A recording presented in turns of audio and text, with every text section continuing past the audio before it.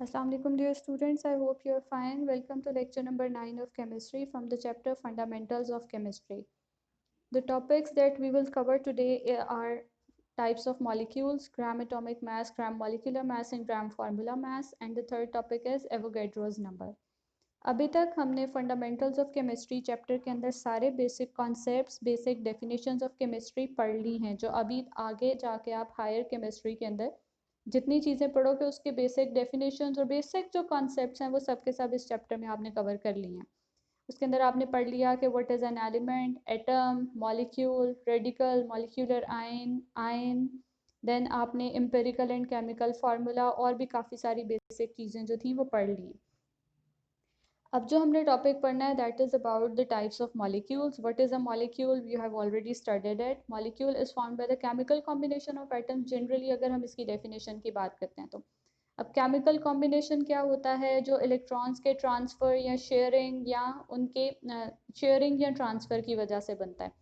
अब ये चीज़ मॉलिक्यूल की डेफिनेशन तो आप पहले पढ़ चुके हो। अब हम आ जाते हैं मॉलिक्यूल के डिफरेंट टाइप्स पर। अब जो मॉलिक्यूल होता है ना, इसको दो तरह से हम डिवाइड करते हैं। इसकी टाइप्स को टू बेसिस के ऊपर हमने डिवाइड किया। एक है on the basis of number of atoms and the second one is on the basis of types of atoms.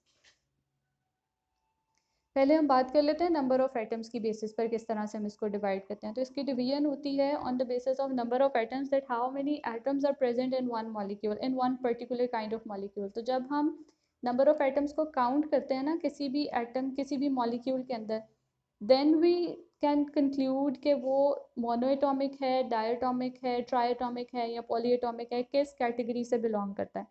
तो अब ये जो काउंटिंग है ये तो आप पढ़ चुके हो ना कि mono means one, then di means two, फिर उसके बाद ट्राई का मतलब three and poly means many, बहुत सारे।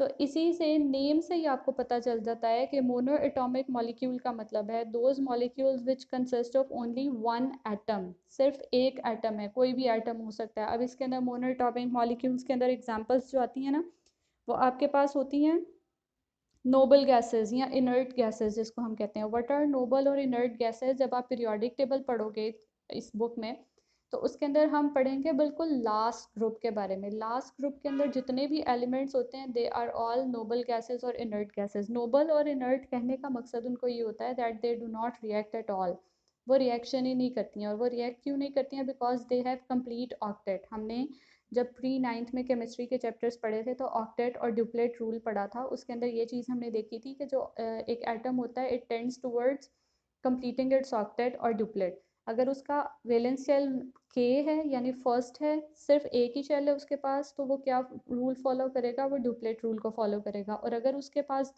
के से ज़्यादा शेल्स आ रहे हैं लाइक एल एम एन आ रहे हैं, तब वो कौन सा रूल फॉलो कर रहा था? Octet rule. तो ऑक्टेट रूल को फॉलो करने का मकसद क्या होता है कि एक एटम तब तक स्टेबल नहीं होता जब तक उसके आउटर मोस्ट शेल में 8 इलेक्ट्रॉन्स ना हो जाए, और वो 8 इलेक्ट्रॉन्स अपने जैसे किसी एटम के साथ कंबाइन करके भी कंप्लीट कर सकता है या वो किसी और एटम के साथ कंबाइन करके कंप्लीट कर सकता है शेयरिंग से या डोनेशन से या ट्रांसफर ऑफ इलेक्ट्रॉन से। ये चीज़ें तो थी बेसिक। अब मोनोएटॉमिक इनर्ट गैसेस कौन सी होती हैं? जिनके पास कोई भी जिनका आउटर मोस्ट शेल के अंदर कोई भी वैलेंसी, कोई भी आप कह लो कि वेकेंट स्पेस नहीं है कि वो किसी भी इलेक्ट्रॉन को अपने अंदर ऐड कर सके, ना ही वो रिमूव कर सकते हैं। रिमूव क्यों करें? क्योंकि उनके पास 8 तो पूरे हैं ना। अब उन्हें रिमूव करके 7 6 5 4 करके तो वो खुद अनस्टेबल हो जाएंगे। तो जब कोई चीज़ स्टेबल है तो वो क्यों टेंड करेगी, क्यों वो चाहेगी कि मैं अनस्टेबिलिटी की तरफ चली जाऊँ?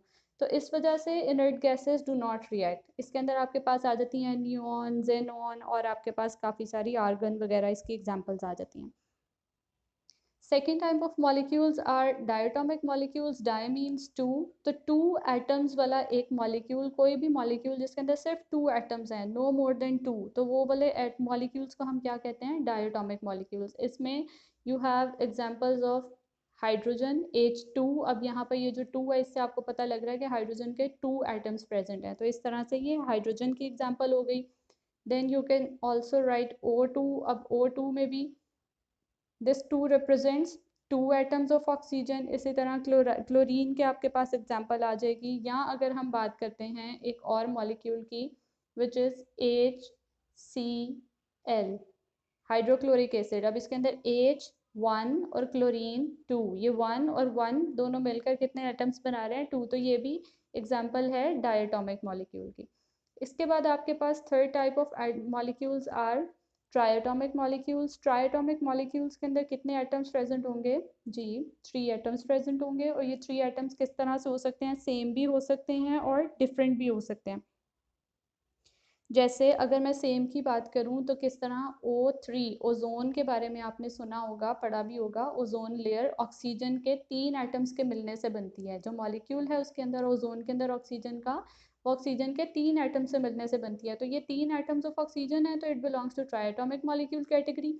इसी तरह से अगर हम डिफरेंट मॉलिक्यूल्स की बात करते हैं तो हम एक बहुत कॉमन मॉलिक्यूल पढ़ते आ रहे हैं, H2O।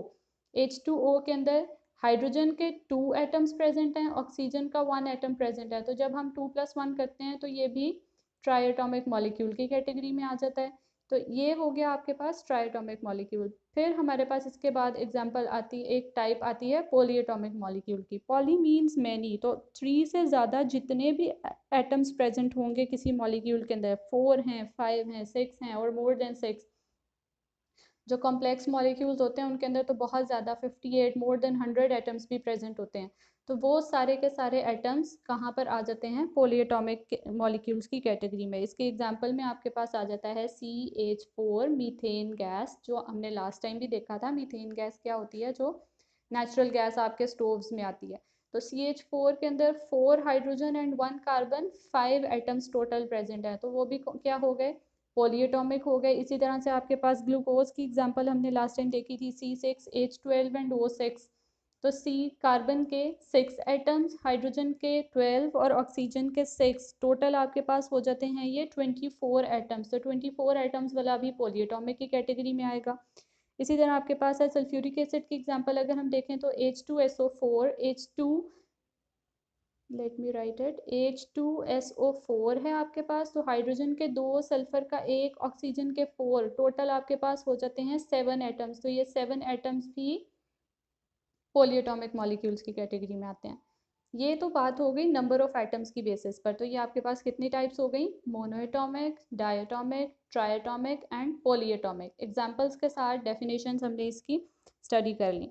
अब हम किस तरफ मूव कर रहे हैं, on the basis of types of atoms. तो टाइप्स ऑफ एटम्स की बेसिस पर इसकी 2 कैटेगरीज हैं, होमोएटॉमिक एंड हेट्रोएटॉमिक।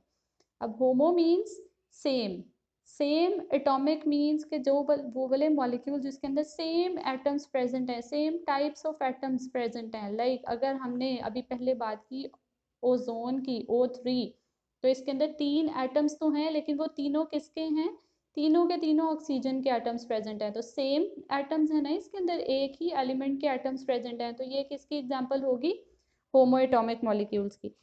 इसी तरह से अगर हम बात करते हैं हाइड्रोजन के मॉलिक्यूल की, H2, जो कि हमने डायटोमिक में भी पढ़ा था, तो H2 के अंदर 2 एटम्स तो हैं लेकिन वो दोनों हाइड्रोजन के हैं, तो ये भी होगा होमोएटॉमिक मॉलिक्यूल। इसी तरह आपके पास क्लोरीन की एग्जांपल हमने पढ़ी, और भी बहुत सारी एग्जांपल्स आपकी बुक में गिवन है। सल्फर की एग्जांपल गिवन है, उसका मॉलिक्यूल होता है S8। Likewise we have phosphorus, phosphorus का मॉलिक्यूल होता है P4, तो ये सब के सब किसकी एग्जांपल्स हैं, होमोएटॉमिक मॉलिक्यूल्स की। इसके बाद last type of molecules is heteroatomic molecule, और हेट्रोएटॉमिक मॉलिक्यूल्स में हेट्रो का मतलब आपको पता है डिफरेंट, तो हेट्रोएटॉमिक मीन्स वो वाले मॉलिक्यूल जिनके अंदर हेट्रो एटम्स प्रेजेंट हैं, यानी more than 1 kind of atoms present हैं, different types of atoms present हैं, तो उनको हम कहते हैं हेट्रोएटॉमिक मॉलिक्यूल्स। यहाँ आप हेट्रोएटॉमिक में एग्जांपल अभी जो हमने पहले पढ़ी, वाटर, हम वाटर की एग्जांपल ले सकते हैं। 3 एटम्स तो हैं, अगर on the basis of number of atoms देखें तो ये किससे बिलोंग करता है, it belongs to triatomic molecules category, और अगर हम देखें on the basis of types of atoms तो it belongs to heteroatomic molecular category. तो ये आपके पास जो वाटर की एग्जांपल है वो आप इन दोनों टाइप्स में लिख सकते हो। तो इसके अंदर क्यों हेट्रोएटॉमिक कह रहे हैं, क्योंकि हाइड्रोजन भी है और ऑक्सीजन भी प्रेजेंट है। इसी तरह आपके पास एक एग्जांपल गिवन है कार्बन डाइऑक्साइड की, CO2। इसका भी सेम केस है, कार्बन और ऑक्सीजन के 2 हैं तो 3, यानी कि ट्राइएटॉमिक है, लेकिन on the basis of types of atoms it belongs to heteroatomic molecular category. Same एक केस आपके पास आ जाएगा अमोनिया का NH3। तो NH3 के अंदर क्या होगा आपका, NH3 में आपके पास प्रेजेंट हैं हाइड्रोजन के 3 और नाइट्रोजन का 1 एटम, 4 एटम्स हैं। अगर हम इसको वैसे देखें तो it belongs to polyatomic on the basis of number of atoms, and on the basis of types of atoms it belongs to heteroatomic category। तो ये आपके पास हो गया टाइप्स ऑफ मॉलिक्यूल्स का पूरा टॉपिक कवर। अब जो नेक्स्ट टॉपिक हमने पढ़ना है that is gram atomic mass, gram molecular mass and gram formula mass. अब students you know that substances are made up of atoms, molecules और फार्मूला यूनिट्स। ये तीन ही तरह की चीज़ें होती हैं जो एक सब्सटेंस के अंदर प्रेजेंट होती है। सब्सटेंस होता क्या है, it is the pure form of matter. कोई भी प्योर फॉर्म होगी तो हम उसको क्या कहेंगे कि सब्सटेंस, उसके अंदर कोई भी और चीज़ ऐड नहीं हुई, मिली नहीं हुई, कोई मिक्सचर नहीं है वो। तो जब आपके पास ये तीन चीज़ें आ जाती हैं, एटम्स, मॉलिक्यूल्स और फार्मूला यूनिट्स, तो हम इनके मैसेज को किस तरह से रिप्रेजेंट करते हैं। हम एटम्स के मास को लेते हैं एटॉमिक मास की फॉर्म में, मॉलिक्यूल्स के मास को हम लेते हैं मॉलिक्यूलर मास की फॉर्म में, और फार्मूला यूनिट के मास को हम लेते हैं फार्मूला मास की फॉर्म में या फार्मूला यूनिट्स मास की फॉर्म में। ये चीज़ें तो वो है ना जो हमने पहले पढ़ ली हैं। फार्मूला मास भी हमने पढ़ लिया है, हमने मॉलिक्यूलर मास भी पढ़ लिया है और एटॉमिक मास भी पढ़ लिया है on page number 13। Page number 13 पे मॉलिक्यूलर फार्मूला के बाद हमने इनके फार्मूला मैसेज और मॉलिक्यूलर मैसेज कैलकुलेट करने के बारे में पढ़ा था। अब वो तो हमने पढ़े थे, यूनिट्स थे उसके AMU एटॉमिक मास यूनिट्स, हमने उसके अंदर पढ़ा था। लेकिन अगर हमें कहीं पर यूज़ करना है ग्राम्स का यूनिट, हमने किसी चीज़ को रिप्रेजेंट करना है ग्राम्स में, तो हम ग्राम्स के अंदर उसको किस तरह से रिप्रेजेंट कर सकते हैं, फिर हम उसका नेम ही चेंज कर देंगे। किस तरह नेम चेंज करेंगे कि हम एटॉमिक मास को कह देंगे कि it is gram atomic mass when it is being represented in the form of grams in the grams unit. फिर जब मॉलिक्यूल्स है, मॉलिक्यूलर मास था किसी मॉलिक्यूल का and we are expressing it in grams unit, तो हम उसको कहेंगे gram molecular mass. and if we are talking about formula mass in the units of grams then we call it as gram formula mass। तो ये आपके पास तीन new terminologies आ गई, ग्राम atomic mass, gram molecular mass and gram formula मास। ये तीनों चीज़ें होती क्या है, let's discuss it a bit further. Gram atomic मास को आप ग्राम एटम भी कह सकते हो, आप इन दोनों में से कोई भी टर्म यूज़ कर सकते हो और कोई भी टर्म आपसे पूछी जा सकती है। तो ग्राम एटॉमिक मास और gram atom is the atomic mass of an element expressed in grams. किसी भी एलिमेंट का atomic mass expressed in grams it is called as gram atomic mass और gram atom। अब ये gram atomic mass और gram atom तो हम इसको कह रहे हैं ना, इसके साथ हम इसको एक और थर्ड नेम देते हैं मोल। नाउ व्हाट इज मोल, ये जो मोल है ना इसको हम पढ़ेंगे इंशाल्लाह अपने नेक्स्ट टॉपिक में, हम इसके बारे में पढ़ेंगे मोल के बारे में। तो अभी मैं इसको इतना डिटेल में नहीं बताऊंगी, अभी सिर्फ आपने ये देख लेना है कि gram atomic mass and gram atom is also called as a mole.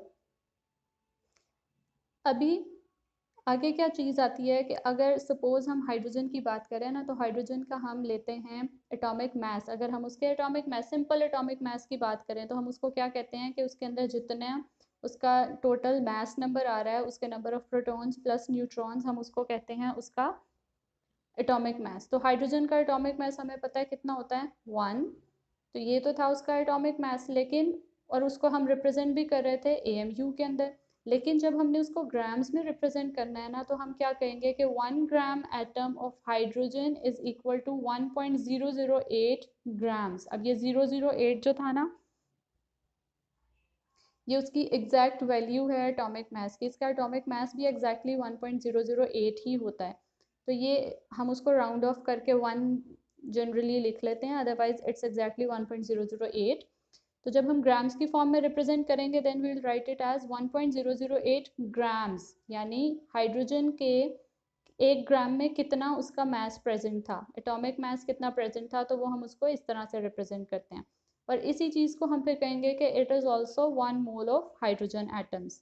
अब ये मोल वाली जो चीज़ है इससे आपने कंफ्यूज नहीं होना, ये हम नेक्स्ट लेक्चर में कवर करेंगे, फिर आपको इसका कॉन्सेप्ट क्लियर होगा, बिकॉज हमारा जो मोल का टॉपिक है वो नेक्स्ट लेक्चर में पूरा का पूरा आएगा। इसी तरह एक और एग्जांपल लेते हैं, 1 gram atom of carbon, it is carbon का एटॉमिक मास कितना होता है, 12 AMU। तो 12 AMU को जब हम ग्राम्स में रिप्रेजेंट करेंगे we will write it as 12 grams. तो 1 gram atom of carbon is equal to 12.0 grams and it is also 1 mole of carbon atoms. Second आपके पास इसका सब टॉपिक है ग्राम मॉलिक्यूलर मास, जिसको हम कह सकते हैं gram molecule. It is also called as gram molecule and as a mole. अब ये भी वही चीज़ है, जब आप किसी भी मॉलिक्यूल को ग्राम्स में उसका मॉलिक्यूलर मास रिप्रेजेंट करते हो तो आप उसको ग्राम मॉलिक्यूल, ग्राम मॉलिक्यूलर मास या 1 मोल भी कह सकते हो। तो molecular mass of an element और कंपाउंड एक्सप्रेस्ड इन ग्राम्स, किसी भी एलिमेंट या कंपाउंड का जो मॉलिक्यूलर मास है when it is expressed in grams it is called as gram molecular mass और ग्राम मॉलिक्यूल सिंपली। तो अगर एग्जांपल्स में हम देते हैं ना हाइड्रोजन को, तो यहाँ पर देखो कि हमने पहले भी एग्जांपल एक काउंट की है हाइड्रोजन की और उसको हमने लिया है 1.008, और यहाँ पर जब हम ले रहे हैं 1 ग्राम मॉलिक्यूल ऑफ हाइड्रोजन तो उसका हम ले रहे हैं 2.0 ग्राम्स। अब ये क्या दोनों में डिफरेंस आ रहा है, तो ये चीज़ आपने ध्यान में रखनी है कि यहाँ पर हमने लिया था सिंगल एटम ऑफ हाइड्रोजन को, ठीक है, एक एटम की बात कर रहे थे हम यहाँ पर। एक एटम मीन्स H, बस इससे ज़्यादा कुछ नहीं।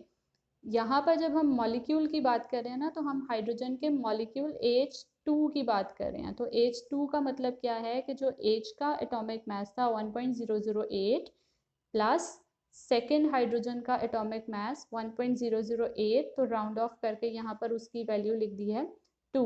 तो उसी तरह से जो एक हाइड्रोजन के मॉलिक्यूल का एटॉमिक मास यूनिट्स में मास होगा 2 AMU, उसी तरह से इसका ग्राम्स में मास होगा 2 ग्राम्स। तो when it is expressed in terms of grams it is written as 2.0 grams. It is also called as 1 mole of hydrogen molecules.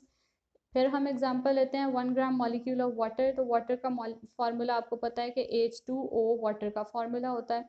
H2O के अंदर हाइड्रोजन के, अभी हमने पढ़ा था हाइड्रोजन का कितना था मॉलिक्यूलर मास 2, और एक ऑक्सीजन का एटॉमिक मास होता है 16, तो 16 प्लस 2 इट मेक्स 18। तो इस तरह से जैसे हम उसका मॉलिक्यूलर मास फाइंड आउट करते हैं ना, बिल्कुल सेम उसी तरह से हमने इसका मॉलिक्यूलर मास फाइंड करके उसको ग्राम्स की फॉर्म में जब रिप्रेजेंट करना है तब भी हम लिखेंगे इसको 18 grams. And it is also equal to 1 mole of water. एक मोल ऑफ वाटर के अंदर कितने ग्राम्स होंगे, 18 ग्राम्स। थर्ड हमारे पास जो इसका टॉपिक आ रहा है इट इज ग्राम फार्मूला मास और ग्राम फार्मूला। फार्मूला मास हम किसके लिए कैलकुलेट करते हैं, हम फार्मूला मास लेते किस चीज़ के लिए हैं, it is calculated for ionic compounds. कोई भी आयोनिक कंपाउंड है जो आयंस के ट्रांसफर से बनता है, कि एक एटम ने अपने इलेक्ट्रॉन को लूज कर दिया, दूसरे एटम ने उसके इलेक्ट्रॉन को गेन कर लिया, टोटली गेन और लॉस ऑफ इलेक्ट्रॉन होता है, पॉजिटिव और नेगेटिव चार्जेस आ जाते हैं उसके ऊपर। उसके बाद जो कंपाउंड बनते हैं उनको हम कहते हैं फार्मूला मास, उनका हम काउंट करते हैं, और वो क्या होते हैं हमारे पास फार्मूला यूनिट्स होते हैं। जैसे हमने एग्जांपल पढ़ी थी सोडियम क्लोराइड की, कैल्शियम क्लोराइड की, जितने सॉल्ट्स हैं वो सब के सब आपके फार्मूला यूनिट्स होते हैं। तो जब हम उनका फार्मूला मास काउंट करते हैं तो हम क्या करते हैं कि जैसे हमने सोडियम क्लोराइड की एग्जांपल ली, तो सोडियम क्लोराइड का सोडियम का आपके पास जो एटॉमिक मास होता है इट इज़ 23, और क्लोरीन का आपके पास एटॉमिक मास होता है 35.5, तो टोटल इनका सम बन जाता है 58.5। ये था उसका फार्मूला मास, ठीक है। तो फार्मूला मास के लिए हम यूनिट्स लगाते हैं AMU, एटॉमिक मास यूनिट्स। लेकिन जब हम उसको ग्राम्स की फॉर्म में रिप्रेजेंट करेंगे तो 1 ग्राम फार्मूला, 1 ग्राम फार्मूला के अंदर ऑफ सोडियम क्लोराइड के अंदर कितने उसके ग्राम्स होंगे, 58.5 ग्राम्स। ये आपके पास उसका रिलेशन आ जाएगा ग्राम्स की फॉर्म में। And it is also equal to 1 mole of sodium chloride. Second example आपके पास गिवन है 1 gram formula of calcium carbonate. तो कैल्शियम का अलग से, कार्बन का अलग से और ऑक्सीजन का अलग से, 3 टाइम्स ऑक्सीजन का जब हम उसका फाइंड करेंगे तो आपके पास टोटल सम इसका कितना आ जाएगा, 100 ग्राम्स, ठीक है। ये किस तरह से फाइंड किया, कैल्शियम का आपका कैल्शियम का एटॉमिक मास होता है 40, कार्बन का होता है 12, एक ऑक्सीजन का 16, तो टोटल आपके पास कितना आ जाएगा, इसको जब आप सॉल्व करोगे तो 100 ग्राम्स। तो 100 grams is equal to 1 mole of calcium carbonate. Third topic जो हमने आज स्टार्ट करना है that is Avogadro's number. What is Avogadro's number, इससे पहले हम थोड़ा सा पीछे की तरफ आते हैं। अब सब्सटेंस हमने बहुत बार बात किया, what is a substance, what is a substance. Substance is the pure form of matter, ये हमने देख लिया था। And it is composed of atoms, molecules of और फार्मूला यूनिट्स, ये 3 चीज़ें आपके पास होती हैं। तो जब बच्चों हम बात करेंगे ना जब हम बात करेंगे ना एटम्स, मॉलिक्यूल्स और फार्मूला यूनिट्स की, तो हम क्या एक एग्जांपल कंसिडर करते हैं कि मेरे पास एक ब्लॉक है, यानी एक छोटा सा टुकड़ा है कार्बन का। कार्बन को अब हम क्या ले सकते हैं, मैं कहती हूँ कि मेरे पास एक टुकड़ा है कोयले का। कोयला क्या होता है, it is a pure form of carbon. तो कार्बन का अगर मेरे पास एक पीस है, दूसरी तरफ मेरे पास एक जार है, या एक मेरे पास ग्लास है जिसके अंदर थोड़ा सा मैंने पानी डाल दिया है, और तीसरी तरफ मेरे पास एक डिश है, एक ट्रे है जिसके अंदर मैंने थोड़ा सा सोडियम क्लोराइड ऐड कर दिया।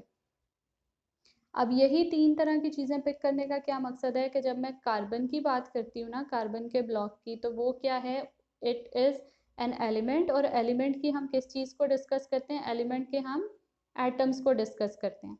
फिर जब मैंने वाटर की बात की थी कि मैंने एक ग्लास के अंदर वाटर ले लिया थोड़ा सा, तो मैंने वाटर के लिए किस चीज़ को हम डिस्कस करते हैं, वाटर का मॉलिक्यूल होता है ना, इसके एटम तो नहीं होता एक अकेला, तो फिर इसके लिए हम किस चीज़ को डिस्कस करते हैं, उसके मॉलिक्यूल्स को। फिर जब मैंने सोडियम क्लोराइड की बात की, तो सोडियम क्लोराइड में मेरे पास क्या चीज़ होती है, फार्मूला यूनिट्स होते हैं ना, तो मैंने फार्मूला यूनिट्स की भी एक एग्जांपल ले ली, यानी मैंने तीनों कैटेगरीज, एटम्स, मॉलिक्यूल्स और फार्मूला यूनिट्स, तीनों कैटेगरीज की मैंने एक एक सब्सटेंस ले लिया।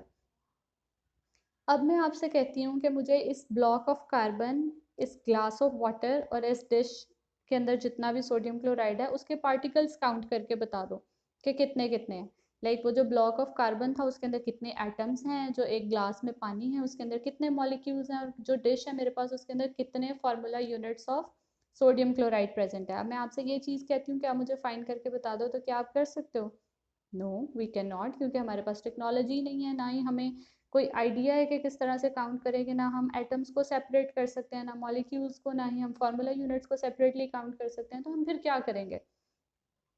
तो जब ये क्वेश्चन आया ना कि how many atoms are there in a block of carbon, how many molecules are in a glass of water, and how many formula units are in a dish of sodium chloride, तो इन questions का answer chemist करने से बिल्कुल उनके लिए impossible था, वो कर ही नहीं पा रहे थे। तो फिर क्या हुआ कि एक साइंटिस्ट आया, उसका नाम था एवोगैड्रो। उसने एक नंबर दे दिया, और वो नंबर क्या था, 6.02 मल्टीप्लाइड बाई 10⁻23।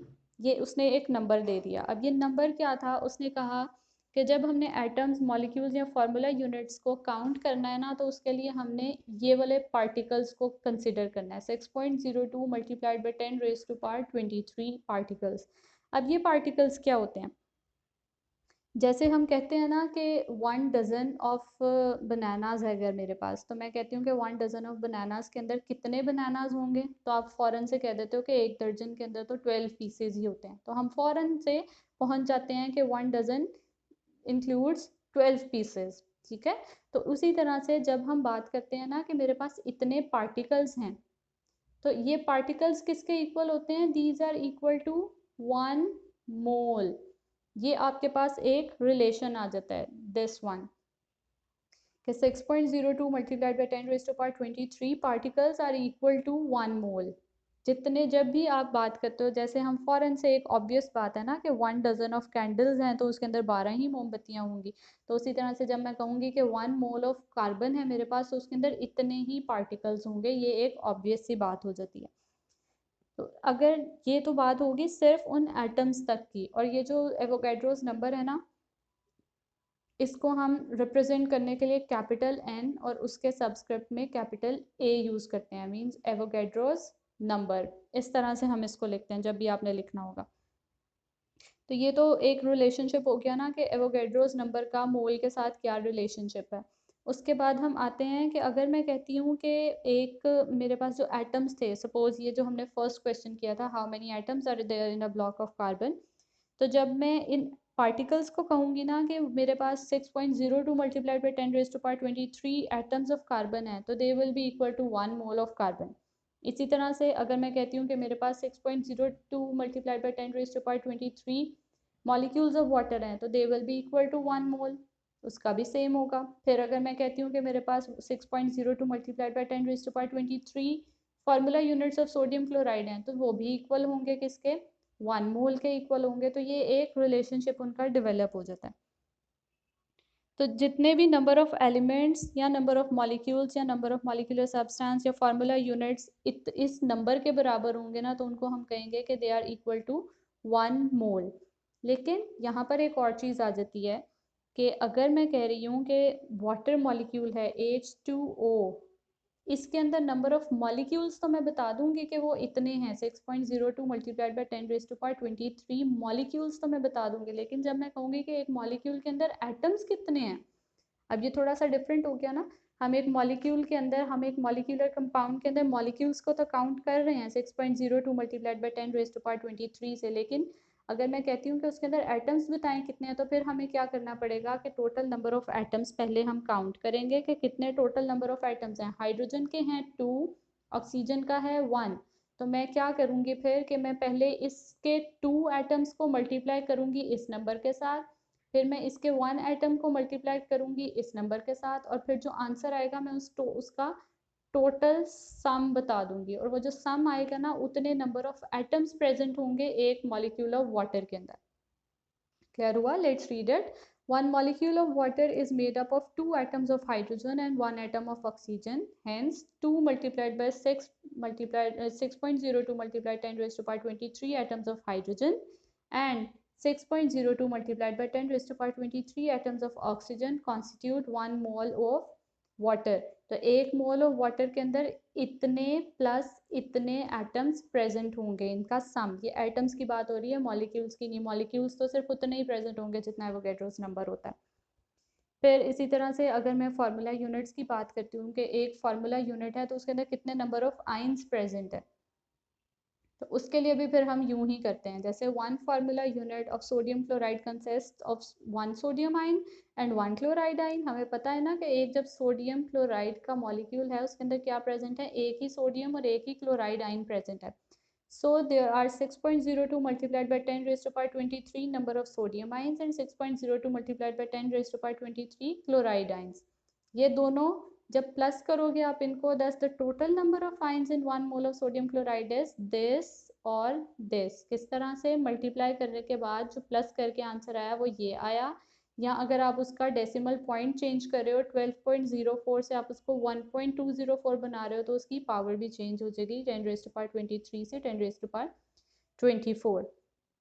तो इस तरह से आप किसी भी फार्मूला यूनिट के नंबर ऑफ आइंस या एक मॉलिक्यूलर सब्सटेंस के नंबर ऑफ एटम्स को फाइंड कर सकते हो by multiplying it and by adding it.